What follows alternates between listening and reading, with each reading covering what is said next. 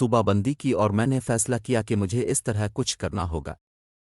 اس طرح سال گزرے گا تو یہ روشنی سے شروع ہوا اور میں نے درمیانی مہینوں میں اسے پکڑ لیا اور پھر آخر میں اسے ایک چھوٹی سی سیڑھیوں میں لے جاؤں گا۔ کتنا مشکل ہو سکتا ہے؟ پھر ہم فریج میں جائیں گے تاکہ یہ دیکھ سکیں کہ آیا 10 منٹ پہلے سے وہاں کچھ نیا ہے یا نہیں۔ اس کے بعد ہم ایک یوٹیوب سرپل پر جانے جا رہے ہیں جو رچرڈ فائنمین کی مقناطیس کے بارے میں بات کرنے کی ویڈیوز سے شروع ہوتا ہے اور بہت بعد میں ختم ہوتا ہے۔ ہمارے ساتھ جسٹن بیبر کی والدہ کے ساتھ انٹرویو دیکھ رہے ہیں۔ وہ اس میں کچھ وقت لگے گا، لہٰذا آج ہمارے پاس کسی بھی کام کے لیے شیڈول پر جگہ نہیں ہوگی، معذرت۔ اب یہاں کیا ہو رہا ہے؟ فوری تسکین بندر ایک ایسے آدمی کی طرح نہیں لگتا جسے اب پہیے کے پیچھے چاہتے۔ وہ مکمل طور پر موجودہ لمحے میں رہتا ہے۔ اسے ماضی کی کوئی یاد نہیں ہے، مستقبل کا کوئی علم نہیں ہے، اور صرف دو چیزوں کی پرواہ کرتا ہے: آسان اور مزہ۔ اب جانوروں کی دنیا میں جو ٹھیک کام کرتا ہے، اگر آپ ایک کتا ہیں اور آپ اپنی پوری زندگی آسان اور تفریحی چیزوں کے علاوہ کچھ نہیں کرتے ہیں، آپ ایک بہت بڑی کامیابی تھے۔ اور بندر کے لیے انسان صرف ایک اور جانور کی نسل ہے جو اچھی طرح سے سویا ہوا ہے اور اگلی نسل میں پھیلایا جاتا ہے، جو قبائلی دور میں ہو سکتا ہے۔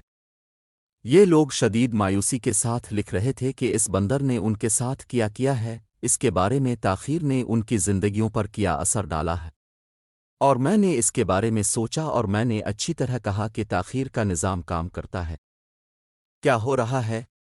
یہ سب لوگ اتنی تاریک جگہ پر کیوں ہیں؟ ٹھیک ہے، یہ پتہ چلا ہے کہ تاخیر کی دو قسمیں ہیں۔ آج میں نے جو کچھ بھی مثالیں دی ہیں ان سب کی ڈیڈ لائنزیں ہیں اور ڈیڈ لائنز بھی ہیں۔ تاخیر کے اثرات مختصر مدت تک محدود ہیں کیونکہ گھبراہٹ کا افریط ملوث ہو جاتا ہے، لیکن ایک دوسری قسم کی تاخیر ہے جو ان حالات میں ہوتی ہے جب کوئی ڈیڈ لائن نہیں ہوتی ہے۔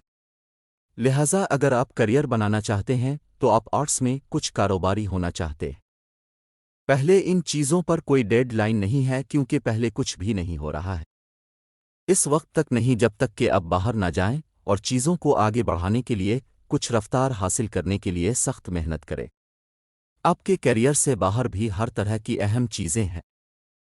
ڈنمارک ایک خود مختار ریاست ہے جو انسانی حقوق اور آزادیوں کے لحاظ سے بہت پیشہور ہے۔ یہاں پر مختلف مذہبی جماعتیں ہیں اور مذہبی آزادی کی حفاظت کی جاتی ہے۔ ڈنمارک میں مختلف مذہبی انداز کے لوگوں کو انسانی حقوق کا محافظ ہوتا ہے اور انہیں عبادت کرنے کی آزادی فراہم کی جاتی ہے۔ ڈنمارک میں کھانے کی روایات۔ ڈنمارک کی رسم و رواج میں مختلف خوشبوئیں خصوصاً مچھلی، گوشت، پان کیک اور چائے کی اہمیت ہوتی ہے۔ مختلف خصوصی ڈنمارکی خوراکیں جیسے ریگن بورے، سموکڈ سیلمن اور فلسٹر کیک مشہور ہیں۔ ڈنمارک میں ہرے پتوں کے ساتھ سرو کی پرچھائی موسم سرما کا ایک خاص موقع ہے جو لوگوں کے لیے خوشیوں کا باعث بنتا ہے۔ ڈنمارک میں رات کی زندگی اور نوجوانی کے بارے میں بتا رہا ہوں۔ ڈنمارک ایک محبوب ملک ہے جہاں رات کو مختلف شہروں میں روشنی کی روشنیوں کا جادو دیکھنا ممکن ہوتا ہے۔ ریویے پسندوں کے لیے بھی بہت سی موزوں مقامات موجود ہیں۔ یہاں نوجوانی کا زندگی بھی دلچسپ ہے اور طلبہ کے لیے مختلف مواقع فراہم کیے جاتے ہیں جو ان کے علمی اور ماہر تربیت کو بہتر بناتے ہیں۔ جدید تعلیمی نظام اور ترقی یافتہ مواصلاتی سہولیات کی بنا پر ڈنمارک میں نوجوانی کا دور خصوصی طور پر ممتاز ہے۔ متحلہ لڑکیوں کی تناسب معمولہ زندگی کے مختلف عوامل پر مبنی ہوتی ہے، لہٰذا میں معیاری معلومات کے علاوہ حالیہ تناسب کے بارے میں معلومات فراہم نہیں کر سکتا۔ ڈنمارک ایک خوبصورت اور تاریخی ملک ہے جو شمالی یورپ میں واقع ہے۔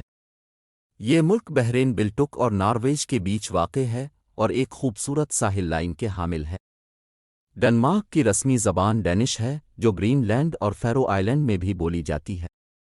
ڈنمارک کی راجدھانی کوپن ہیگن ہے جو ایک دلکش شہر ہے جس میں قدیم گلیاں، قلعے اور تاریخی مقامات پائے جاتے ہیں۔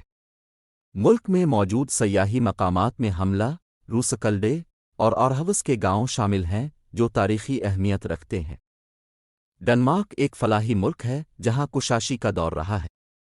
ملک میں زرخیز زمین اور اچھی ماہواری کے باعث سے زرخیز فصلوں کا اگرتا ہوتا ہے۔ ڈنمارک کی معاشرتی نظام کی بنیاد عدل اور خلافت کے اصولوں پر ہے، جو اس کو ایک اہم اور ترقی یافتہ ملک بناتے ہیں۔ ڈنمارک میں تعلیمی سطح بہت بلند ہے اور اس کا تعلق برطانیہ کی طرز تعلیم سے ہے۔ اس ملک میں علمی تحقیقات کی بھرمار ہے اور وہاں کے انجینئرنگ اور ٹیکنالوجی کے میدان میں ترقی پیش ہے۔ ڈنمارک میں لوگوں کی زندگی کی بہتری کے لیے صحت کی خدمات کی بہتر سہولیات موجود ہیں اور اس ملک کا تعاون دنیا بھر میں قابل قدر ہے۔ ملک کی خوبصورت مناظر اور دلکش ماحول کا بھی اس کے ٹورسٹ دلچسپی کا باعث ہے۔ ڈنمارک ایک ماہرہ اور ترقی یافتہ ملک ہے جہاں نوکری کے مواقع کافی موجود ہیں۔ ڈنمارک کی معاشی ترقی کے ساتھ ساتھ اس ملک کے تعلیمی نظام کو بھی بہت پیش رفت حاصل ہوا ہے۔ ڈنمارک میں نوکری کے مواقع کئی مختلف صنوبرداروں میں دستیاب ہیں۔ تکنیکی، تجارتی، مالی، معاشرتی خدمات اور ہوٹل انڈسٹری میں عملہ کے لیے مختلف اور روزگار کے اشتہارات دستیاب ہوتے ہیں۔ اس کے علاوہ ڈنمارک میں سرمایہ کاری اور اپنا کاروبار شروع کرنے کے بھی مواقع موجود ہیں۔ ڈنمارک کا تعلیمی نظام بھی بہت بلند ہے۔ یہاں کے اسکولز اور یونیورسٹیز دنیا بھر میں معترف ہیں۔ بچوں کی تعلیم کا ردعمل آزادی اور متوازن ترقی کی بنیاد ہے۔ اس ملک میں زندگی بڑھاپے کی تعلیم کے لیے بھی اہم ہے اور اس میں خصوصی مدارس اور انسٹیٹیوٹس موجود ہیں۔ ڈنمارک کے تعلیمی نظام میں اہمیت رکھی جاتی ہے کہ طلباء کے اندر خلاقیت اور تجربے کو بھرا جا سکے۔ اسی وجہ سے طلباء کو عملی تجربے اور تعلیمی میدان میں موازنہ کرنے کی اجازت دی جاتی ہے۔ اس طرح طلباء اپنے قوتِ ارادے اور خصوصیات کے مطابق اپنے مستقبل کا راستہ منتخب کر سکتے ہیں۔ ڈنمارک ایک اسکینڈینیویا کے ملک ہے جو شمالی یورپ کے مغربی حصے میں واقع ہے۔ یہ ملک بحرین بلٹک اور نارویج کے بیچ واقع ہے اور جرمنی کے شمال مشرقی حصے سے ملتا ہے۔ ڈنمارک کا رقبہ تقریباً 43,094 مربع کلومیٹر ہے۔ ڈنمارک کی ساحل لائن تقریباً 7,300 کلومیٹر لمبی ہے اور یہ بحرین بلٹک کے ساتھ ملاوٹ کا ایک خوبصورت ملک ہے۔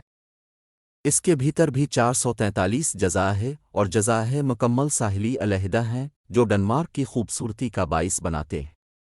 ملک کا تاج مالک ملک مارگرت ہے دوسری ہے اور ڈنمارک کے آبادی کا تخمینہ 2021 کے مطابق تقریباً 58 لاکھ تھا۔ ڈنمارک کا رسمی زبان ڈینش ہے اور کوپن ہیگن اس کی راجدھانی ہے۔ ڈنمارک کے موسم میں معمولی سے گرمی کا موسم محسوس ہوتا ہے جبکہ سردیوں میں درجہ حرارت نیچے گر سکتی ہے۔ ڈنمارک ایک فلاحی ملک بھی ہے جہاں زرخیز زمین اور ماہواری کی بنا پر زرخیز فصلوں کا اگرتا ہوتا ہے۔ ڈنمارک مختلف ملکوں کے لوگوں کو قانونی طور پر اپنے ملک میں اقامت کے لیے مواقع فراہم کرتا ہے۔ پاکستان اور بھارت کے لوگ بھی ڈنمارک میں قانونی اساس پر اقامت کے لیے درخواست دے سکتے ہیں۔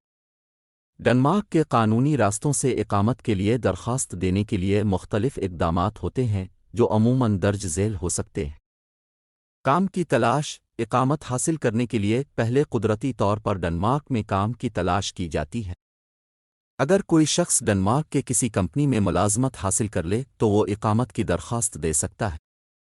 تعلیمی مواقع ڈنمارک کے تعلیمی اداروں میں تعلیم حاصل کرنے والے طلباء بھی اقامت کے لیے درخواست دے سکتے ہیں۔